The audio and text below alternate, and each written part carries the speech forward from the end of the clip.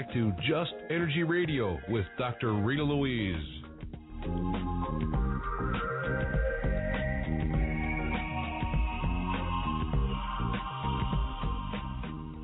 Hello and welcome back to Just Energy Radio. I'm your host, Dr. Rita Louise, and thank you all for staying tuned to the second hour of the show.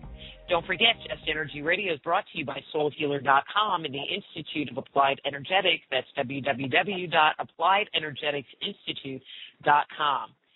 And go by the Just Energy Radio webpage and check out all of our archives and sign up for our weekly newsletter to keep you informed of who's coming up.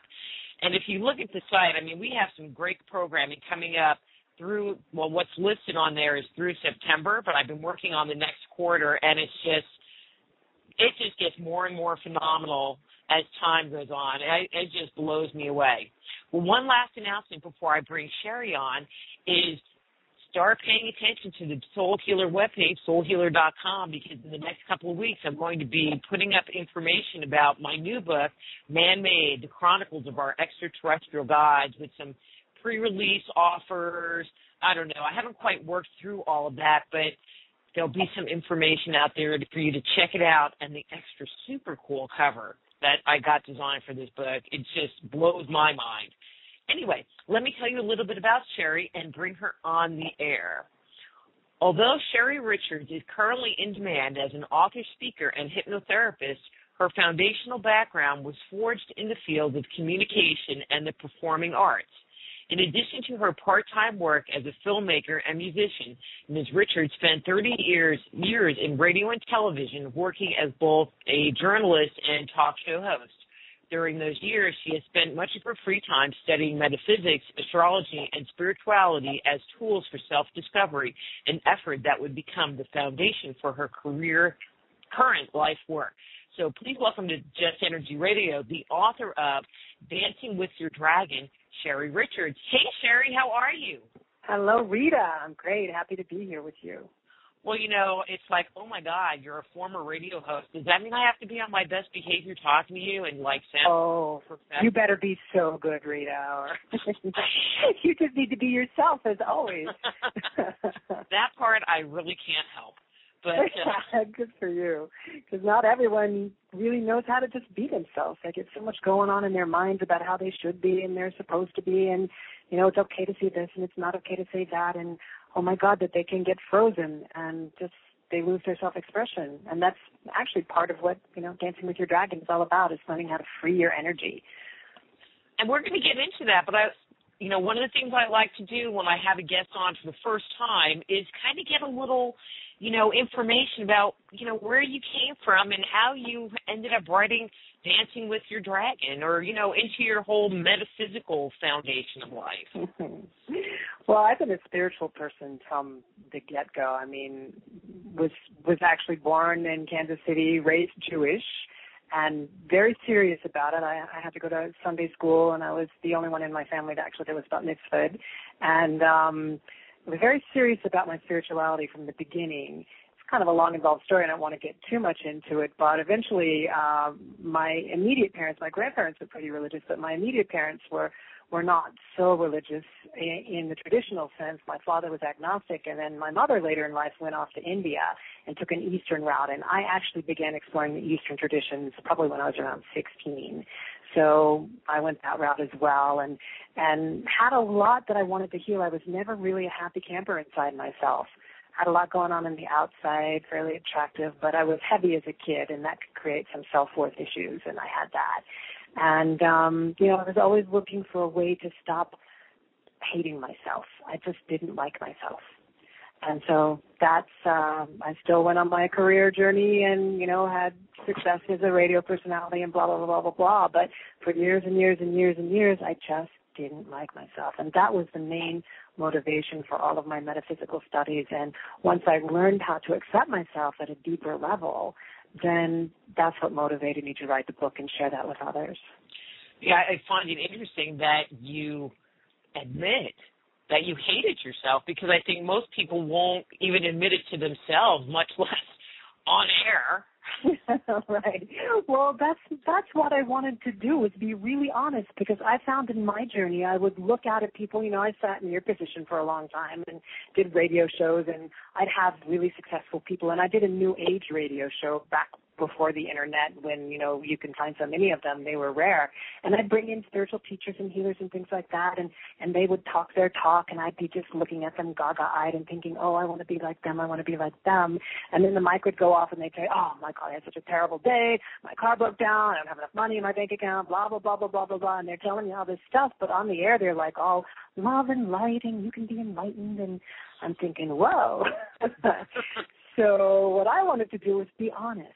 Because when we're all honest with each other, then we can all see the reality of the higher and the love and the light and the possibilities in that realm.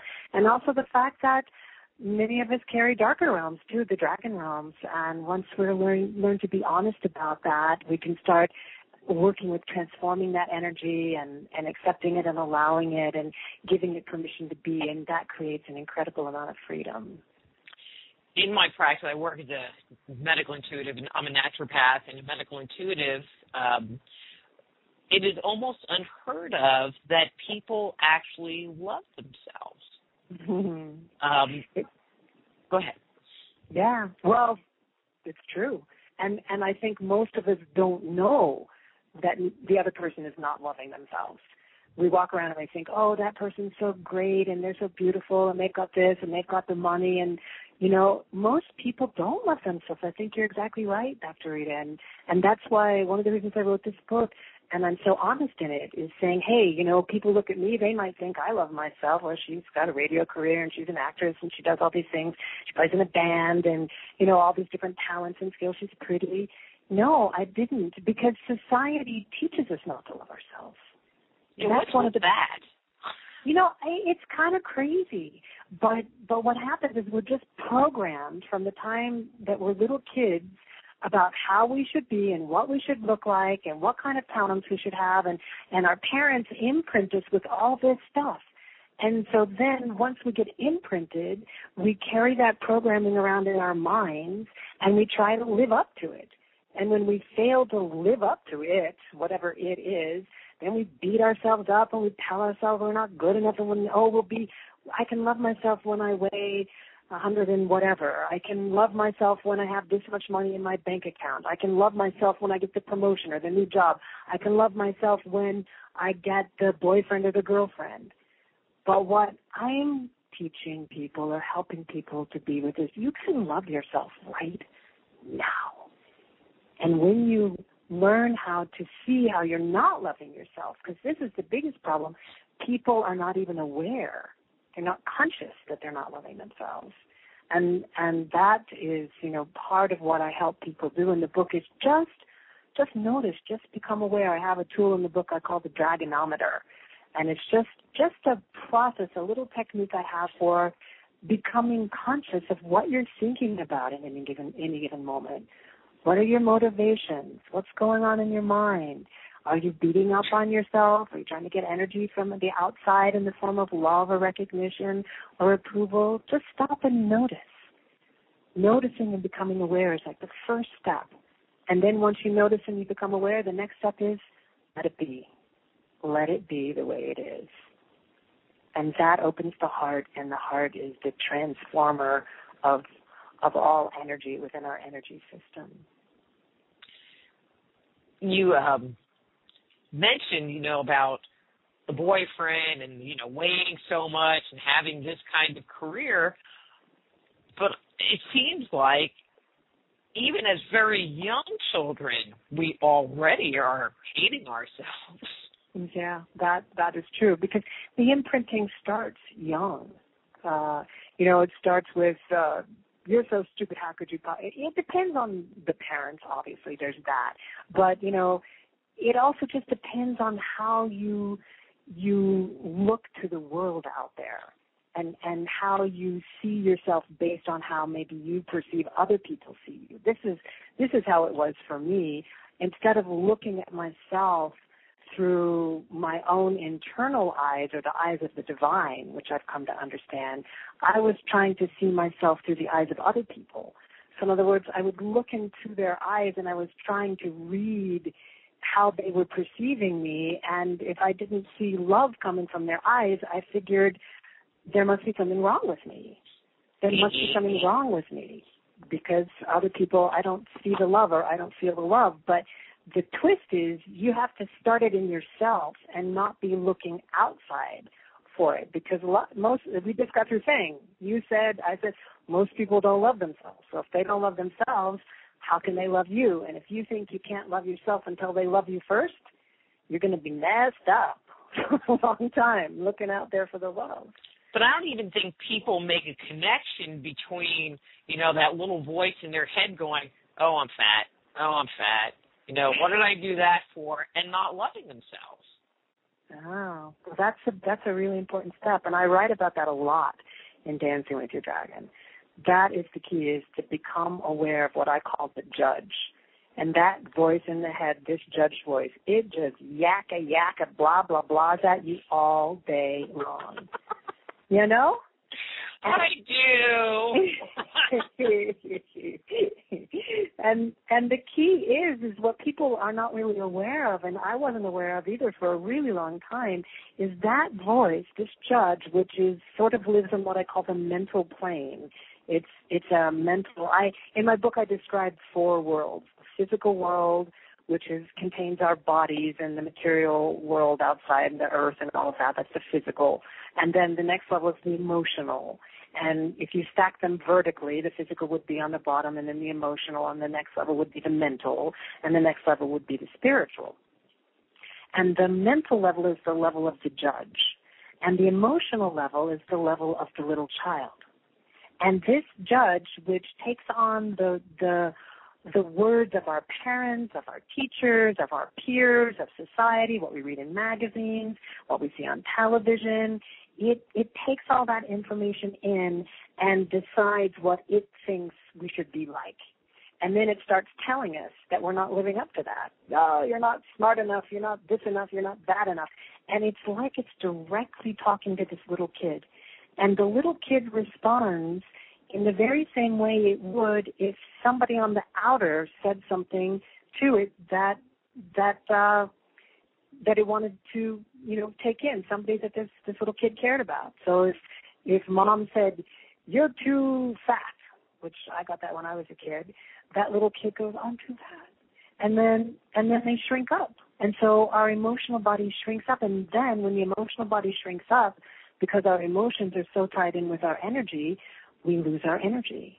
So if you're ever walking along and you're feeling pretty good, and then all of a sudden 5 minutes later it's like you're completely collapsed, there's a very good chance that something transpired in your mind that you were unaware of that said you weren't okay, and it caused your whole energy field to just collapse upon itself. So what I teach in Dancing with Your Dragon, which the subtitle, by the way, is The Art of Loving Your Unlovable Self, which paradoxically means through unconditional love, which is this incredible space that just allows everything to be just the way it is. That's the key to unconditional, no conditions, which is like mind-boggling, which is a good thing. No conditions. You don't have to be any particular way, just however you are. Unconditional love allows you to do that. And so when you learn to open up to that space and allow this little child to just be as it is, freedom starts to happen, and the energy starts to move, and the dragon starts to dance, and you start to find your power. But the first step is to just become aware of what that voice is saying inside. And the other point I want to make about that is the voice, that judge voice that happens on the mental plane, it blocks the spiritual. So if you were to imagine energy coming down vertically from the divine, and it wants to get into your body, this divine love wants to come in and get down to the child so that the child actually feels palpably held and loved and nourished and touched, not just in your imagination, but something that you can really feel in your body. That energy needs to come through the mental. And if the mind is always going, yakka, yakka, yakka, you're this, you're that, blah, blah, blah, you're not good enough, yak, yak, yak, then that energy can't get through, which is why when you learn to meditate, you learn how to quiet all that. And in the silence, that's where the energy comes through and can come in and can touch you and can hold you. And it's a combination of the heart and sort of the higher spiritual that comes together to help you feel fulfilled so that you can feel okay regardless of where you are right now. And it doesn't prohibit change. You can still change. You can still make a decision that you want to be something different or do something different in the future, but start with accepting where you are in the moment. I mean, I just think that mental part just talks louder. A lot louder. It has a bullhorn, and just yells at us a lot. It does. It absolutely does. And I realized when I was struggling with the weight thing as a huge portion of my life, huge portion. And I still, I like to lose 10, 15 pounds. But I've learned that I can be okay in my body. But what I had to discover is that I really had this guy. And because one of the things, my mom has a mystery school, and she had one. She passed away in 1998. But that's one of the things I write about in my book, is that there's a whole story about me and my mother and our relationship. But she developed this mystery school in Sedona, and I spent a lot of time in it. And in her school, I learned a great deal about the parts of the mind. And you can, I also, as a hypnotherapist now, work with what's called parts therapy. But when you start to pay attention, you can notice the child is a part. This judge energy is a part. And what I discovered is that my inner judge kind of had a whip, and he was whipping on this child that wanted to eat cookies all the time, right? And so every time she wanted a cookie, he's like, no, you can't have a cookie. No, you can't have a cookie. And so for a while he would win, and then eventually she'd go, okay, you want to see if I can have a cookie? And she'd just explode out and run to a bakery and buy 10 cookies and eat them all. So this inner battle just doesn't really work. And especially what I had was a very strict disciplinarian guy that was just really holding tight on my energy. And so once I became aware of that, I was able to start to balance it more. And I still have this little kid inside that wants to eat cookies. And so sometimes I say, okay, you can eat cookies. But because I am not doing that tight thing all the time, it's more balanced. It's an easier flow. It's like, okay, you haven't had a cookie for a few days, you can have a cookie. Like that. Mm-hmm. And so that's how you do it. But you have to start, like you said, Dr. Rita, you have to start by becoming aware that you are beating up on yourself. Just notice. And that's a process of consciousness. That's just a matter of, one of the exercises I have in my book is just, you're brushing your teeth, you're doing the dishes, you're doing something that doesn't require a lot of attention. Every so often, just stop. Stop and notice what's in your mind. What are you thinking? Where are your thoughts? Energy follows thought. And whatever you're thinking, that's what you're energizing with your own personal power. So stop and notice. Am I beating myself up? Am I imagining I'm never going to be a success? What's happening? And when you notice it, don't beat yourself up if you notice that you're beating yourself up. Just notice it. Oh, I'm beating myself up. Okay. Let's take a deep breath. Let me feel my feet on the earth. Let me feel my hands underneath the dishwater. Let me notice the taste of the toothpaste in my mouth. Get down into your body. Become more aware of where you are. Feel what's going on. Pay attention. And then, you're going to trip out again and you'll be lost and that judge will start talking again. Do it again. And it's like anything. It's a practice, a spiritual practice. I call my book Dancing with Your Dragon, and I break it down into 3 parts. The first part is about the dragon, which is mostly about understanding how we live in the physical world and how we relate horizontally, is what I call it, to the world around us in terms of relationships with people and our careers and money and, all the various physical components. And the second part I call the dance, and that is actually tuning into the divine realms more. What does that mean? How do you do that? How does that feel? How does the divine get the dragon to dance? So the dragon energy is kind of almost like the kundalini energy. If you focus your energy outward, you're going to be caught in a vertical, in a horizontal kind of a dance where you are looking to the outer world to feed you all the time, feed you love, feed you respect, feed you power, feed you money, feed you whatever it is you think you need to feel okay, which is a trap because you can't be dependent on the outer world to feed you. You can't, maybe you've got a great job, but all of a sudden you lose it. Maybe you have a wonderful husband or a wife, but maybe they die. Or they find someone else. Whatever it is, when we're totally dependent outside, we become dependent on something that is not always dependable. But when you learn to focus what I call vertically to the divine and learn how to bring that divine energy inside and connect through the love channels, through the quiet, through the meditation, to bring that divine energy deeply into your body and deeply into the earth, then you have something you can depend on 24/7 because the divine never leaves. You might leave the divine, but the divine will never leave you. One of the things that I feel like people are challenged with is that there's what society says is right and what our soul maybe wants us to do. And let me kind of give an example. Society says you need to have a job and you need to be successful and you need to climb up the corporate ladder and you need to make a lot of money and you need to drive the fancy car and have the big house and blah, blah, blah, blah, blah, blah, blah, blah, because that tells you that you're a successful person or you're a good human being. I mean, it's not even about, that's what you're supposed to do. That's what life is about.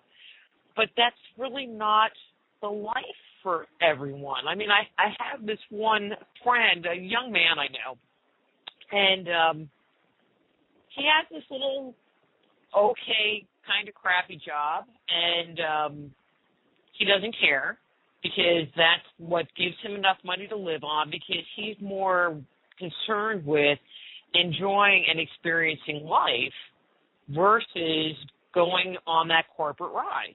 And I find it very interesting. I mean, because he's just, for being so young, he makes me think he's like some little leftover hippie guy.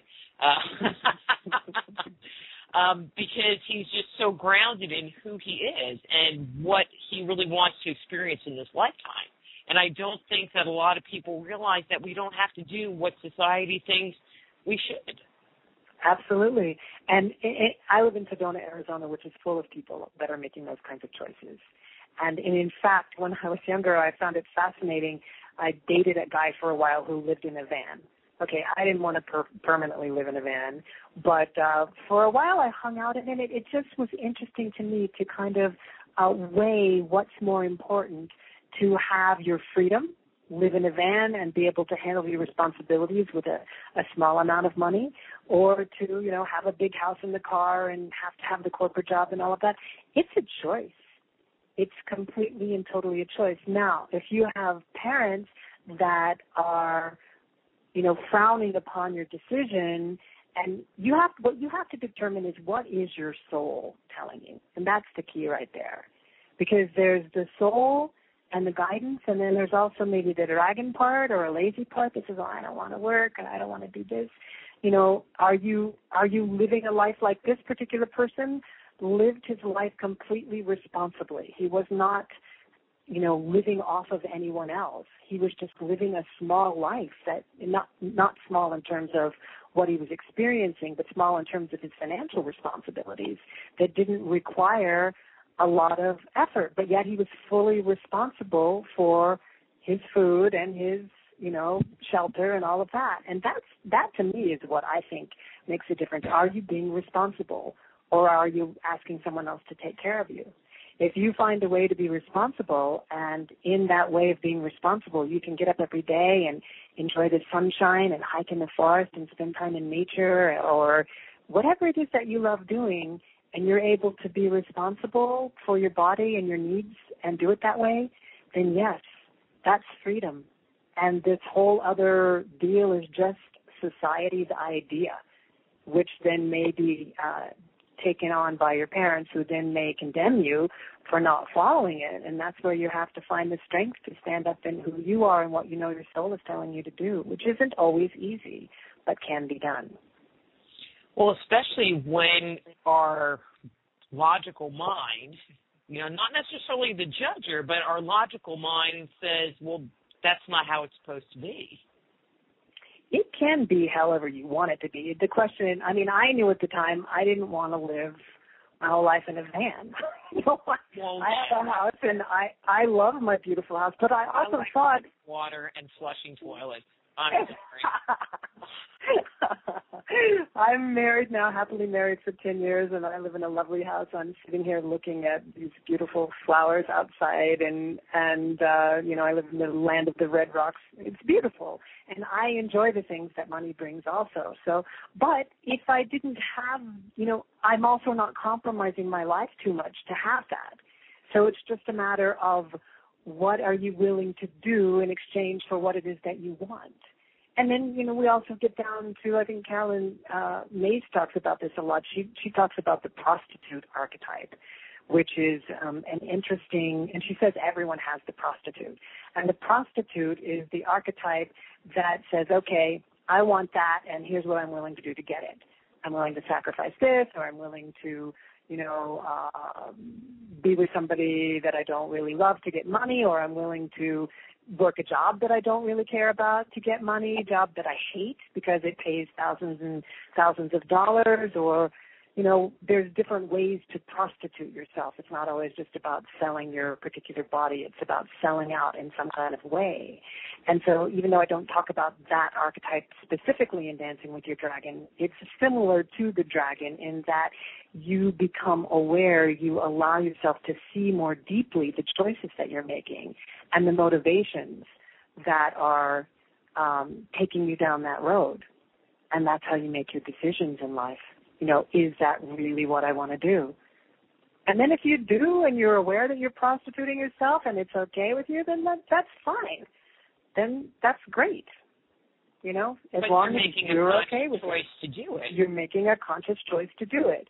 But when you're operating unconsciously, because all of these things are underground, because you want to be a good person, this whole idea, this is one of the things that we discovered a lot in my mom's mystery school during my 10 years there. And there was about 100 of us, and we were all examining ourselves at a deep, deep level. And it was interesting to do that in a group because you can then see, okay, this isn't just me. There's all these other people that are having the same experiences. And one of the things that we discovered is everyone wants to be a good person. What is it to be a good person? Nobody wants to be a bad person. And so then you start to judge yourself, that unlovable part that, that's maybe greedy or maybe selfish or maybe, whatever judgment you have that says, okay, that's bad and I have to be good. So if you really want to be good and you don't want to be bad, then you just put your blinders on and you don't see the parts of you that are acting in a way that is unconscious and, bad. I don't like to use words like evil or bad or whatever like that, but, I like to use helpful or harmful. It's either helpful to yourself and others or it's harmful to yourself and others. Well, what about those people that are harmful? I would assume they're making a choice to act in that way, or prostituting themselves, using that terminology, and being in that way. Well, what's interesting is, and Jung talked about this, is that some people, are pushing away from what they call the bad part, and other people are pushing away from what they call the good part, like they've identified themselves as bad. Well, I'm the bad. I don't know if you've watched Breaking Bad. Have you seen that TV show? No, I've seen the commercials, but I haven't watched it. Well, I got myself into it, and having been a screenwriter and I've been in film school and made a movie, and it's an incredibly well-written show. I don't agree with the moral precept of the whole thing in that the guy got off on, into making mess. Well, what he sets up is an interesting dilemma because he has cancer and he's got a baby on the way and he's given like 6 weeks to live and he doesn't have the money to do to take care of himself at the time. And so I shouldn't be going into this whole thing, but his brother-in-law is a DEA agent, and he ends up going on a thing with him and discovers that there's a lot of money in meth, and he's a chemistry professor. So he knows how to make it right. And so anyway, the whole story goes off into all of these moral choices that he has to make along the way to at first help his family, so his motives are good, the reason why he's doing it, but then he gets caught up in power. And he gets caught up in, whoa, look at me, I can make the best meth. My meth is better than the other people's meth. And then he gets caught up with all these criminal elements and all of that. And there's one character in there, the reason I brought this up, there's one character in there who basically had decided at one point that he's the bad guy. He has pushed away from the good side. And it's just as important, both ways are out of balance. You know, we all kind of have both parts. I don't feel that because I have a physical body, there's always going to be a part of me that my physical body is programmed to survive. And so the survival, that survival programming, brings you up against moral dilemmas where, like the guys in the mountains who, in the plane crash, who ended up eating other humans in order to survive because that was the only choice they had. That's part of the dragon, and we're not faced with that mostly in modern society because we're not required to face those kinds of primal things. But during the Holocaust, those issues came up for people. And these moral dilemmas. So I don't know if I totally answered that question or not. Well, kind of you brought up an interesting point talking about Breaking Bad. Excuse me. Is, the guy started off with a good intention, even though he was going to, what society would call a bad place, but his reason for going there was well-intentioned, but he ended up getting caught up in the drama of it, which kind of took him deeper and deeper down this very slippery slope. Exactly, and that's where you have to be very conscious of, that's where you have to use your dragonometer, as I call it. You have to constantly say, okay, what are my motives? Okay, what am I doing here? Why am I choosing that? Is it because I need to feed some ego thing? He had an opportunity, this guy in Breaking Bad. He's a chemistry professor, and he had, early on in the story, they explained how he had a partner and a girlfriend and who developed a very, very successful company, and somehow part of his research added to that, but he split away from them somehow. We weren't told how. And they offered to pay all of his bills.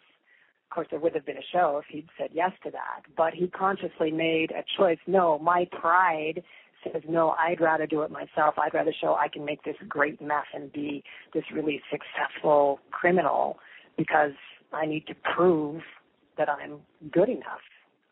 That to me is where the dragon is activated. I need to prove I'm good enough. You are good enough already. You can accept. He could have accepted that. He had some idea he didn't want it to be, charity. That's the dragon getting in the way of possibilities of, what energy is coming to you. There's amazing blessings and energies and opportunities and things like this that are coming our way all of the time. But our vision, the dragon puts blinders on us, and we can only see certain things. And then when we're focused on those certain things, we miss these other opportunities. So by expanding your awareness and becoming aware of your deeper motives, and even using what I call the magic mirror, which is if you've got blinders on and you're only seeing certain things, okay, what are you seeing? Notice what you are seeing and how you're interacting with what you are seeing.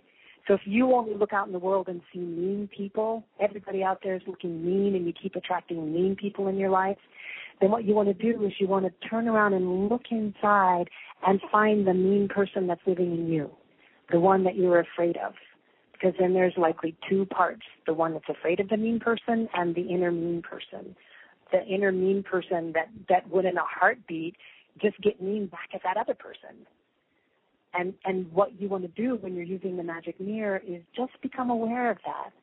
And when you become aware of that inner mean guy, and you go, oh yeah, I can be just as mean as that person, then you take the pressure off of it and you allow for a possibility of that changing by owning that own that energy within yourself, when you own it, then the outer power no longer has power over you. And then your perspective broadens and you can say, oh, yeah, there's a mean person, but look over there, there's like 3 people that are looking at me with love. Or maybe that mean person who you perceive as mean, as soon as you change your archetype, your inner archetype, to one that's got a smile, they may smile back, because we call each other out in different ways, depending on what archetype we're being grounded in the moment. Well, I always find that part interesting is that, you're in a situation where there's, a conflict kind of energy, not even anything spoken. And when you change yourself, the energy almost always starts to shift. Absolutely. And the quickest way to shift it is to just put your hands on your heart and take a deep breath and just let it be the way it is. I write a lot in my book about what I call the dragon drama, or the drama triangle. And this is the kind of energetic battle that we tend to get in with our intimates, where we're looking for something and we don't get it. And so we get mad and we go into a victim kind of a thing. Oh, poor me, I didn't get that. They don't love me. They don't treat me right. They're not good. And then as soon as we feel like they're not treating us right, that's the victim, the child victim energy. Then coming out of that comes the persecuting, blaming energy that goes, you're not treating me right, I don't like you. And it starts to attack. And if we attack them, then they turn into the victim. I mean, on a grand scale, you can see this happening, like, in between countries. Like if you track, the Israeli thing over time, they were the victim in the Holocaust, and now they've got their, the country, and they become or the persecutor, where they attack other countries. And, those energies go back and forth, but they don't ever change until you get into your heart. And when you can just get present, like even if someone you love is really mad at you, the first reaction is to defend against the energy, push it away, because no one wants to feel like they're bad. So they push the energy away. I didn't do it. It's not my fault. But if you can just stop and take a deep breath and hear, I don't like what you said to me. You were really mean, blah, blah, blah. If you can just take that in.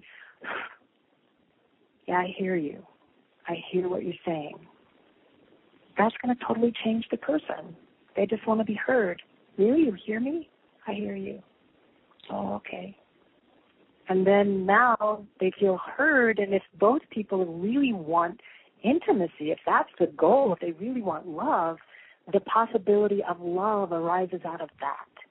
And I explain this in, pretty much detail in my book for people who want to read, and it totally works. I used to be fighting. I'm happily married now for 10 years, but in my previous relationships, there was a lot of drama all the time, and it's not what I wanted. I wanted love, but I didn't understand the energetic model that was creating the drama. And once I got that, I was able to shift it, and my husband and I rarely ever get into that anymore. Lots of love. Yeah, isn't that wonderful? We have our moments, but it's quick, and, we'll laugh right away because we both understand how this works, and, and the love comes back. And that's what we all want in our life. We want the love. As we start working with some of the things that you've talked about on air, or if they get your book and kind of work through some of the processes you offer there, do we have to be perfect as we do this, or is our need for perfection what has kind of kept us limited in the first place? Oh, that perfection word, that dirty word. I joke around, there's there's the scarlet letter, which was an A, but then there are so many people, they have the R for responsibility, or the P for perfection. It's like, you have the P letter. The scarlet letter. The scarlet P. Yeah, perfection is not. There's no such thing, really. Not on this planet. I think Plato even said it. It doesn't even exist down here. There's no such thing. You just do the best you can, and continue to forgive yourself. I have a big, I wore the P word. I probably had a P T-shirt somewhere, but I had to learn to get over that, because you're just suffering all the time if you're looking for perfection. So you do it, I have high standards and I do it the best I can because I want to. And then, and then I give myself permission to let it be now where it is. Okay, this is where it is and it's okay. And then I can take a deep breath. I'm constantly retuning to the divine because for me, what I came to is that most of us simply want to feel good. Whether it's about, the job or the corporate ladder or the money or the car or the clothes or whatever it is, we want the bottom line of it. If you take it down, well, I want this. Well, why do you want it? Because of this and this. And why do you want that? Because of that and that. And if you keep going and going and going and going and going, the bottom line, I think, is that, well, I want to feel good. I want to be happy. Well, you can feel good and be happy just exactly right now, exactly where you are with exactly what you have. Because happiness comes from an energetic state. And when the mind gets quiet and you learn how to sort of dance with the divine, how to access these higher energies and be present to them, they just feel good. They're subtle, but they feel fantastically divine, deliciously. It's just, it's like the icing in my It's like chocolate. It is. It's chocolate. It's like chocolate. And what's good about it is not fattening.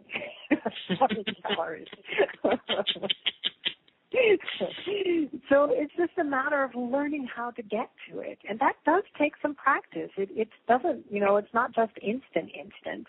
I've had to practice. Anyone who wants to learn how to do anything, whether it's play the piano or dance or write or, whatever it is you want to learn to do. You have to, walk even. We have to practice walking when we're kids, drive a car. It all takes a little bit of effort. But if you just, once you understand the how-ness of it, which is what I try to write about, which is not so easy because we're talking about energy and people are often like, what? What's energy? But it's a subtle thing, but we all have it, and we're constantly working with it all day long, whether we know it or not. And we're sharing it with other people all day long, whether we know it or not. And it's just a matter of putting a language to it and giving your mind a framework so you can start to recognize what this thing is that you're already doing. And that's what I try to do in Dancing with Your Dragon, in very simple language. There's nothing complicated. It's deep, what I write about. But I don't use any words that you're going to have to go and look up in the dictionary. It's like if you get into esoteric writing, something like the Alice Bailey work, which, for me, it took me years to read because I didn't have a glossary until finally I found one. And, half the words you don't know what they're referring to. So it's very difficult to understand. My book's not like that. It's very simple, but it's deep. And it requires presence and willingness and a desire. Yeah, I want that. And the thing that I'm leading you to the divine is it's divine, and it's mostly the divine feminine that I'm working with, which is the quality of love, unconditional love. And I know for me, I had a huge mother thing, and I write that story in my book too, and I needed that feminine love. Mostly, I needed to learn to give it to myself. Which is, that's what all the therapists tell you. You need to love yourself. Well, how? How do I love myself? That's what I explain. Buy yourself a nice shirt with a big P on it. And then take it off and... go to the mall. Come on.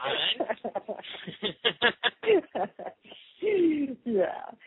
So anyway, long answer to a perfectionist question, but there you go. But it kind of leads me into a different area, because you were talking about... self-love. Well, I mean, that's kind of been our whole topic. But there are many people that believe that in order to be spiritual, that you're supposed to give away all of your power and all of your energy to other people. That's part of what it's all about. And that's just not it, in my opinion. I always like to say, well, you're a person too, right? And if you give away all of your stuff to someone else, then how are you going to have anything else to give? It's always about balancing. You want to be able to share, but you have to know in what moment. And the way you know is if you're tuned in, if you take the time to develop this connection to the divine, then you'll know, okay, well, this is a moment to give you'll be connected and you'll be able to determine, yeah, that feels right in this moment. And in the next moment, it feels right to be by myself and to be in my own space and to go take a bath or whatever. It's a lot of people, I have a whole chapter I call, is it really better to give than receive? And the whole idea is if we're taught give, but if you don't know how to receive, how can you have anything to give? You have to receive.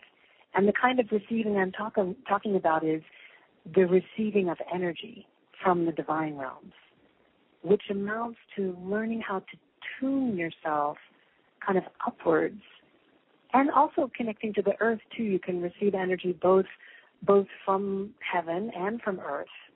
So I described what I called a channel. It's like an elevator shaft that goes through the middle of your body.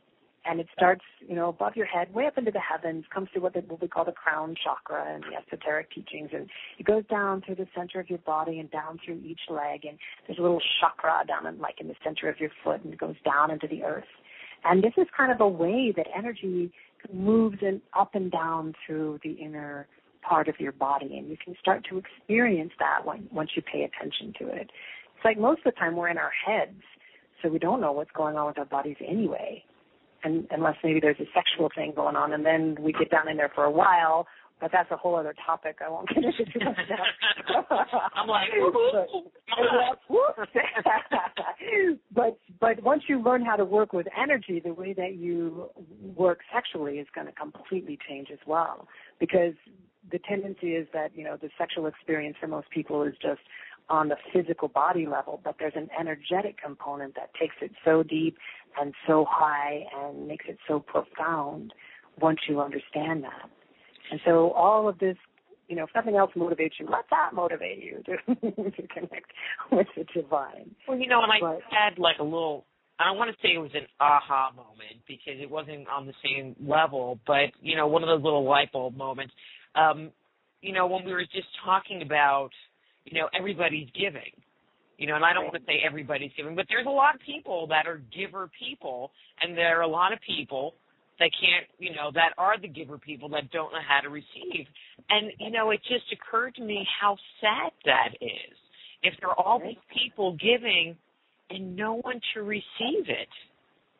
Yeah. Except those seeker people, who just perpetually got their hand out, but we're not talking about them in this moment. Absolutely. And when you get identified with being a giver, it's like your polarity is just set in one way. So and I write about this also in the book. I have a whole chapter on it. So if you're always giving out, then it creates a blockage thing where someone tries to give to you, but you won't let it come in because you have the idea that that's not good enough or you don't deserve it. Or I think there might be a lot of deserving thing about it.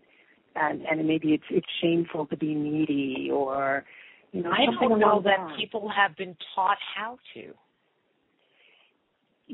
You have to, we did all this, I learned a lot about this in my mom's school. We did a whole exercise around this where we just spent a week just watching, just notice. Have you ever stopped to notice, am I a giver or am I a receiver? Am I balanced?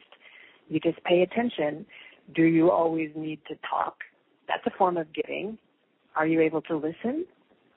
If you always are the listener, are you able to talk? A conversation is giving and receiving words. So pay attention to that. If someone offers you money or offers to pay a bill at a restaurant for you or something, can you take it? Do you ever offer to pay for them? Do you give compliments? Can you take compliments? If someone says, oh, wow, you look really pretty. Oh, this is an old dress. I got it 20 years ago. It's nothing. Can you take it in? Can you just really... As opposed to saying thank you. Yeah, thank you. Wow, that feels really good. Yeah, that's all you really have to do, too, to take it in, say thank you. And just, you can really put your hand on your heart and stop and take a breath and notice as you say thank you, let that in. There's an energetic component to a compliment, a true compliment, that will feed you if you let it in. Now, if you're addicted to compliments, that's another thing. You know, you do everything to try to get the compliment because you need to be fed, because you can't feel good enough without other people thinking that you are pretty or talented or whatever it is.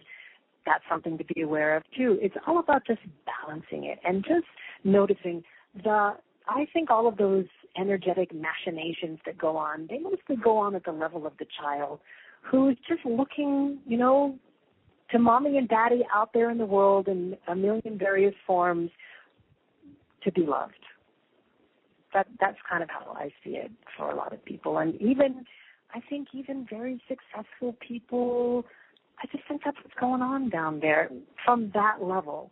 And then once that little child starts to get fed from the internal, from your own adult feeding the child or from a connection with the divine, then there's a maturation process, and then, you know, the movement in the world can just be easier and more balanced, and you're doing what you're doing because you love it, and you're moving forward, you know, for whatever reason, or because you're guided from your soul level, but not because you're needing to be loved from the outer in some kind of way. And it's that level that I write to in my book. I'm talking to that little kid inside that is really hidden and that, you know, adult people aren't supposed to have, but we mostly do. And I just want to let that little kid know it's all okay, and that the love is there, and that you can learn to love yourself, and it will get better when you do. When you begin loving yourself, what kind of changes, let me just say, we have like 2 minutes. Okay. What kind of changes do people experience? I know that's kind of a loaded question with so little time. Well, what happens is that you just feel more full. You feel able to express yourself. You feel able to, you know, be with people and feel not afraid. I think, you know, the lack of fear is a big part of it. To feel comfortable being alone. To just feel tingly yummies inside, just sitting with yourself, like hugging yourself. You know, just to feel good, just to feel love. What is that love? And a lot of people don't even know what that is. And I always like to say, well, you know, start with a pet. What does it feel when you love a pet? You know, what's that energy that you send to them when you pet them? That's a form of love. Turn that around. Turn that to yourself. So you can find my book at my website, dancingwithyourdragon.com, or on Amazon, Barnes & Noble. It can be ordered through any bookstore, dancingwithyourdragon.com. And I have a newsletter which you can sign up for and get a free meditation, an opening your heart meditation, that will help you begin to develop an ability to sense these subtle energies that happen around the heart where love actually has its home. So visit dancingwithyourdragon.com. And also I just wanted to say really quickly that if people want to buy the book on my website, if they put the book in the shopping cart, and in my products and services page also put all of the audios in the shopping cart, and to put gratitude in the coupon code box, they'll get all the audios for free. If they stick all that PR stuff in there, I get all that in there. And we like free on this show. Free's good. Free's good. It's our friend. Free's good. Yes, we all like free. And the newsletter is absolutely free to get the audio meditation. Just put your email in, and it'll come right to you. Okay. 1 more minute before the music comes up. So do you have anything up? You know, I mean, are you teaching some classes? Another book in the works? You know, what's on the horizon for you? Well, I'm going to be developing a teleclass series, and that'll be coming up soon. I don't have anything concrete on that yet. I will be in Canada in October, in Vancouver at the Body, Soul, Spirit Expo, and I'll be teaching a class there and speaking and selling my book and doing all that kind of fun stuff. So there'll be more about that coming up on the website if people want to know about that. And, of course, I have a Facebook page, Facebook.com/dancingwithyourdragon. There's always little posts and things there. And I have a blog on the website, and people can keep up with me like that. So you're a busy girl, too, I can tell. I'm a busy girl, too. Lots of stuff going on. But I really enjoy being on the radio. It's very fun, and I love being with you. You're a wonderful interviewer. Thank you. So you can put on your P. You can put on your P T-shirt. No, I have an R. personally. Oh, you got the R thing. I got the R. You know, maybe I can have like a PR T-shirt. That'd be cool. That would be very cool. We could have a P on the front and an R on the back. How's that? Just as long as there's no knives in it, I'm good. well, keep that inner judge, happening. Do I have? We're about out of time, I imagine. So. Yeah, I just keep talking until I start hearing the music because it gives me a little bit of. Well, I failed to tell people an exercise that they could do. It's called the Divine Hum, but it is in my book, and it's a way to listen inside your head and just listen to the silence in the middle of your head instead of listening to the judge, that awful judge voice. And doing that helped me a great deal to break that voice that is so destructive inside. So I don't have time to run people through it because there's the music. There's the music. But I love being with you. Thank you so much for coming on. I love your imagination and your imagery. So I will talk to you again soon and later. Bye, Rita. Dr. Rita, my pleasure. Bye now. That was Shaeri Richards. Her book is Dancing with Your Dragon. Her website is dancingwithyourdragon.com. Next week, yet again, our good friend Nick Rutherford. This time we're going to be talking about two books because we're trying to catch up. Government Secrets, Pyramids, and the Pentagon. So until next week, I'm Dr. Louise. This is Just Energy Radio. Be blessed.